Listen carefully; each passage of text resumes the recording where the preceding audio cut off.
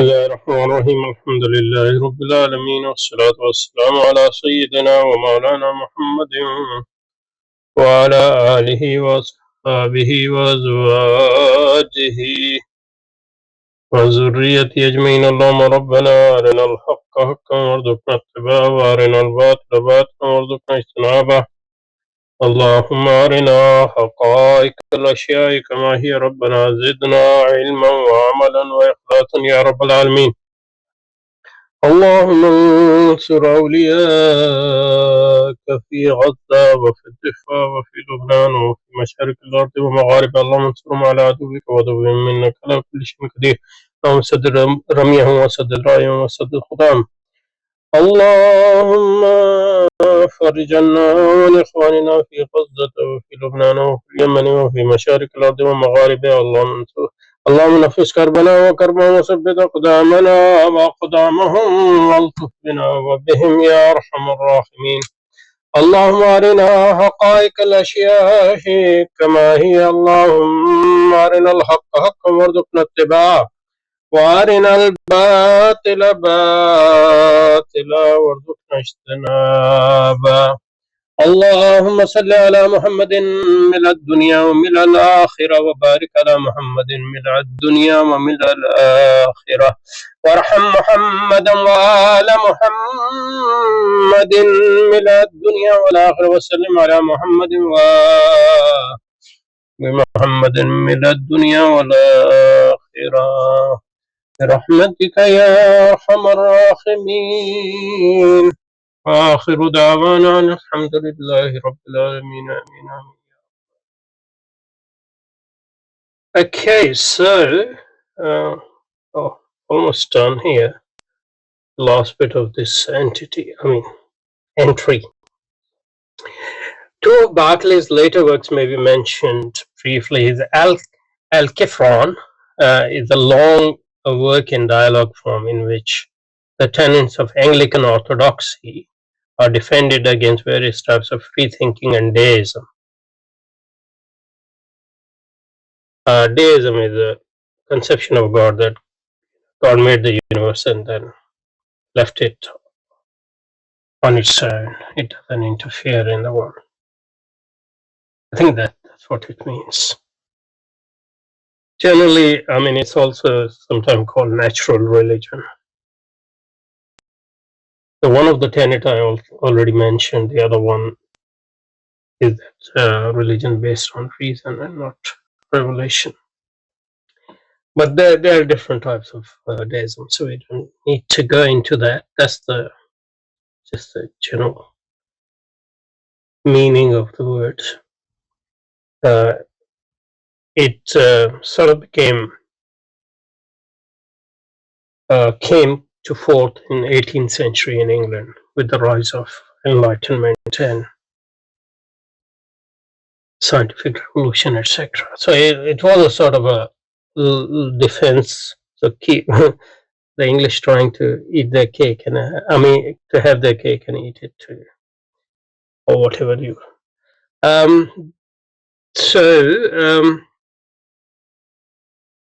Though able enough, it suffers from artificial.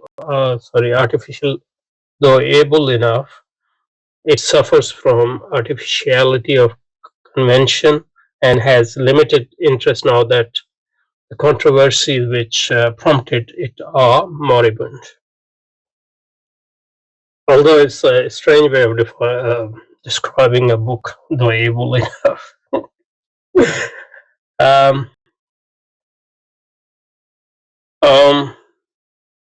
His last work was Series, a very strange, even baffling production in which most uncharacteristically rambling, ponderous, and speculative statement of some part of his earlier opinions leads on to an inquiry into the virtues of tar water, a medicine which Berkeley made popular and for the promotion of which he worked in his later years with surprising zeal.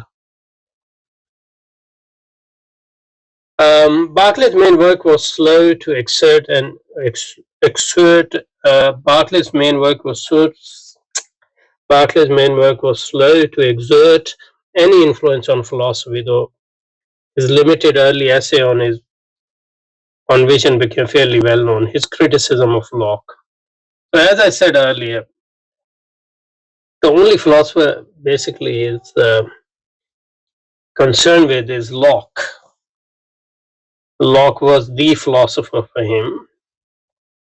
And basically, he accepts Locke's main proposition and then try to deconstruct Locke's certain other proposition based on those propositions, as I described. So his criticism of Locke, though not always ideally fair, was for the most part powerful and well taken, and the transition to his own remarkable doctrine of wholly non-material theocentric universe was essay and percipi, and in which human spirits were conceived as conversing with the mind of God, was at least a feat of dazzling ingenuity. So his criticism of Locke, though not always ideally fair. What does ideally fair mean? Was for the most part powerful and well taken, and the transition to his own remarkable doctrine of a wholly non-material theocentric universe, whose essay was percipi, essay mean to be, percipi mean to be perceived. So that refers to his famous dictum that esse est percipi, which means to be is to be perceived. So if something cannot be perceived as Locke's substance, it doesn't exist. The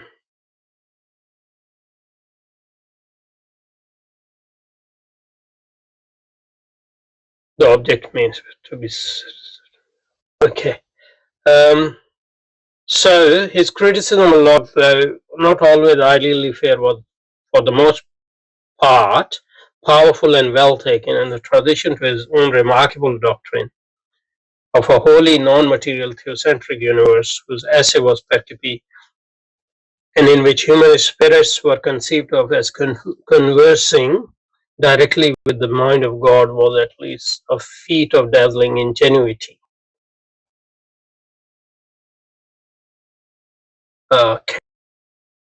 But this doctrine was too extraordinary to be taken quite seriously.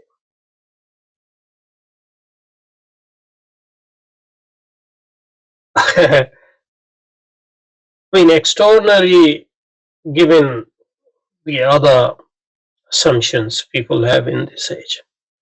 Otherwise, I mean, he's not saying, he's not,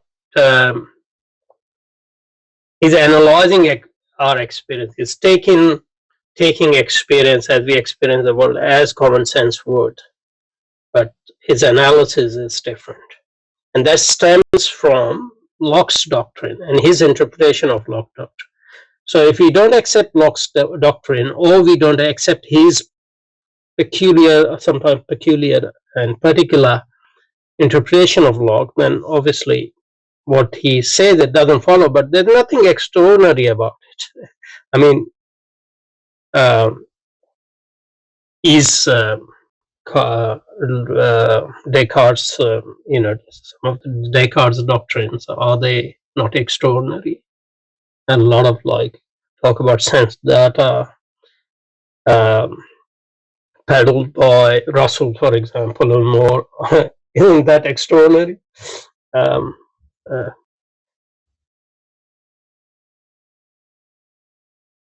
The fact that so far as the course of actual experience went, he could insist that it coincided with the customary view of it coincided with the customary views of ordinary life was felt rightly to be not enough to make it actually the same.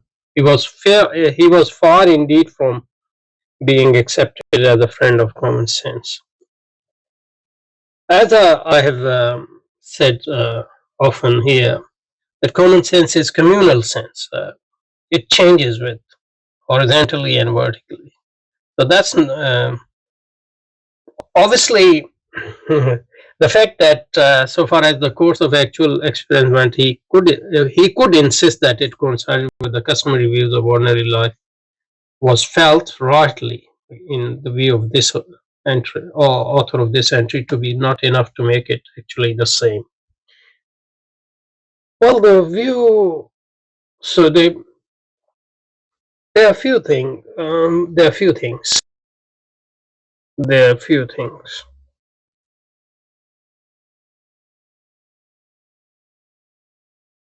First is experience, our human experience, and how we understand our experience.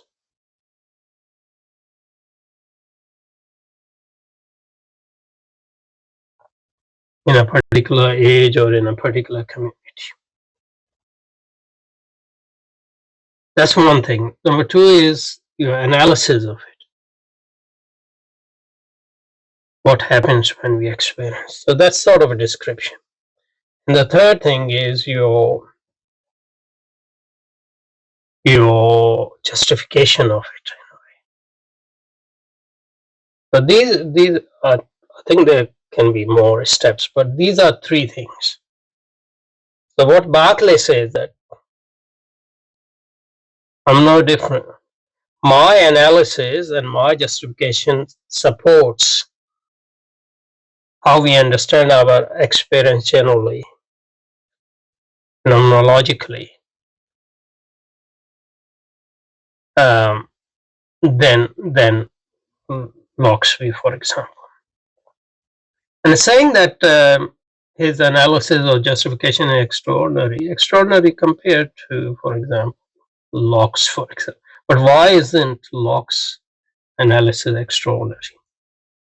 That there's substance which is hidden behind the primary and secondary qualities, and primary and secondary qualities are these ones which are held by this underlying substance, and secondary qualities are not actually present in the object. They are product of the interaction between mind and primary qualities, etc. So this view is as extraordinary depending on the context. So this is no objection that is by extraordinary, obviously it means strange. He means, or he or she means strange. So that's no objection to Berkeley's view, really. His strikingly original philosophy of science, really the fundamental area in which he dissented from Locke, was also much less persuasive than it would be if it were propounded today. His strikingly original philosophy of science, really the fundamental area in which it is dissented from Locke, was also much less persuasive then, in his time, than it would be if it were propounded today. So what he's saying is his view of science is much closer to how science is understood today. In the early 18th century, it was possible, even natural, to regard physical theory as merely a kind of extension of ordinary observation, offering, or at any rate, aiming at literal truth of just the same kind and couched in much the same term as those of everyday experience. And so that's why you see that in Allama Iqbal as well, when he talks about science. You think the science is based on observation and experience. Today, the sophistication of physical theory has made this difficult or indeed impossible to believe. But to deny it then was probably felt not only to be perverse and unnecessary, but also entirely rightly in Berkeley's case to constitute an attempt to undermine the physicist's prestige.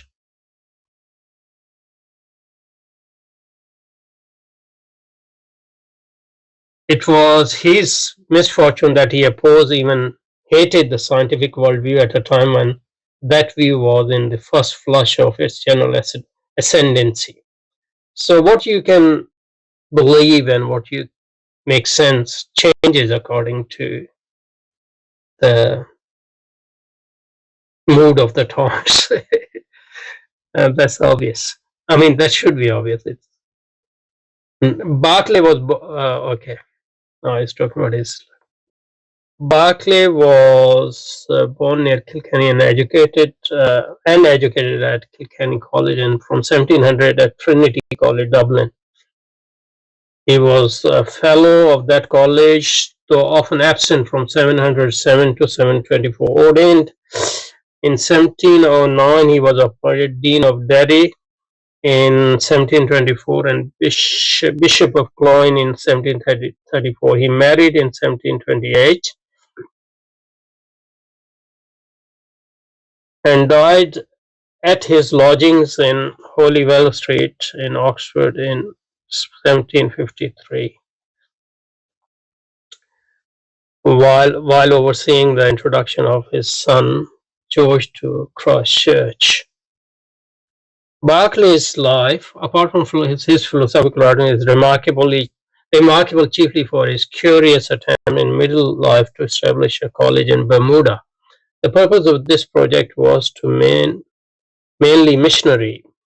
Berkeley's hope was to attract to his college both the colonial settlers of America and the indigenous American Indians so that they would in due course return to their communities as the ministers of religion and purveyors of enlightenment. The Dean of Derry, he devoted to this scheme his considerable energies. But, you know, it should be, although they're talking about his view as theistic and all those things.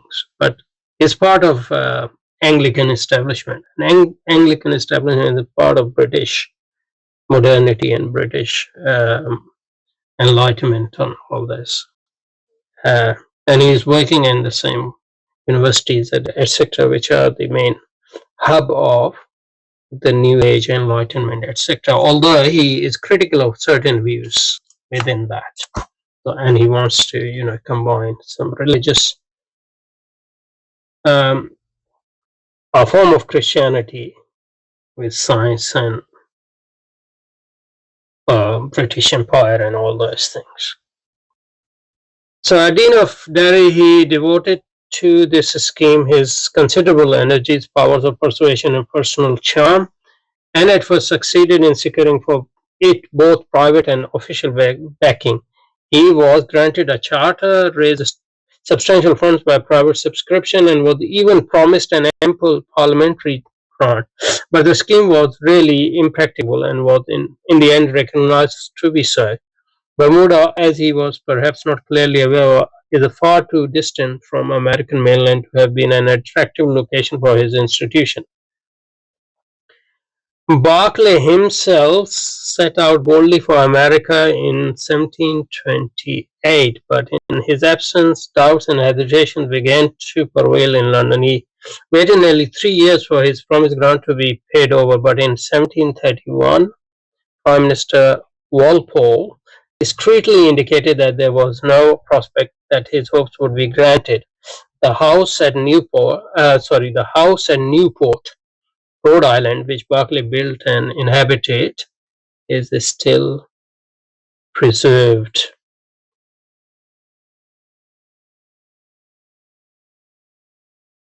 Okay. Empiricism, Irish philosophy, and essay. And he's Irish as well as English. I think he's Irish in the sense that he was born in Ireland, but he is English, I think, although I'm not sure. Berkeley works. That's the standard work which we read.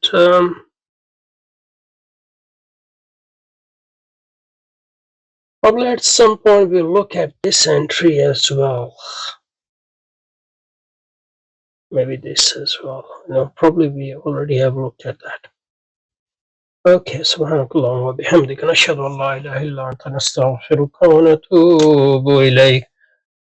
Wa salli wa sallim ala sayyidina wa maulana Muhammadin wa ala alihi wa ashabihi wa azwajihi wa zurriyyatihi ajma'in. Allahumma salli ala Muhammadin وعلى آل محمد كما صليت على إبراهيم وعلى آل إبراهيم إنك حميد مجيد. اللهم نسألك بجلال وجهك ونور عظمتك وبما أوجبت على نفسك للمحسنين أن تصلي أنت وملائكتك على محمد عبدك ورسولك ونبيك وصفيك وخليلك وخيرتك من خلقك أفضل ما صليت على أحد من خلقك إنك حميد مجيد. اللهم ارفع درجته وأكرم مقامه وثقل ميزانه وأبلج حجته وأظهر ملته وأجزل ثوابه وأدي نوره وأدم كرامته والحق به من ذريته واهل بيته ما تقر به عينه وعظمه في النبيين الذين خلوا قبله. اللهم اجعل محمدا اكثر النبيين تبعا واكثرهم اثراء وافضلهم كرامة ونورا وأعلاهم درجة وأفصحهم في الجنة منزلا. اللهم اجعل في السابقين غايته وفي المنتخبين منزله وفي المقربين داره وفي المصطفين منزله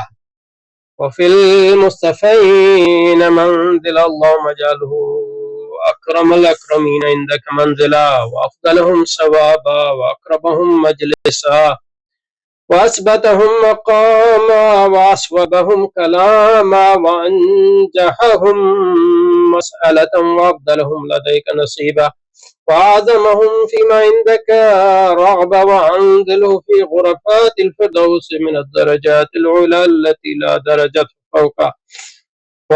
اللهم اجعل محمدا أصدق قائل وأنجح سائل وأول شافع وأفضل مشفع وشفه في أمته بشفاعة يغبط بها الأولون والآخرون. وإذا ميزت عبادك بفصل قضائك فاجعل محمد في الأصدقين قيلا والأحسنين عملا وفي المهديين سبيلا. اللهم اجعل نبينا لنا فرطا واجعل حوضه لنا موعدا لأولنا وآخرنا.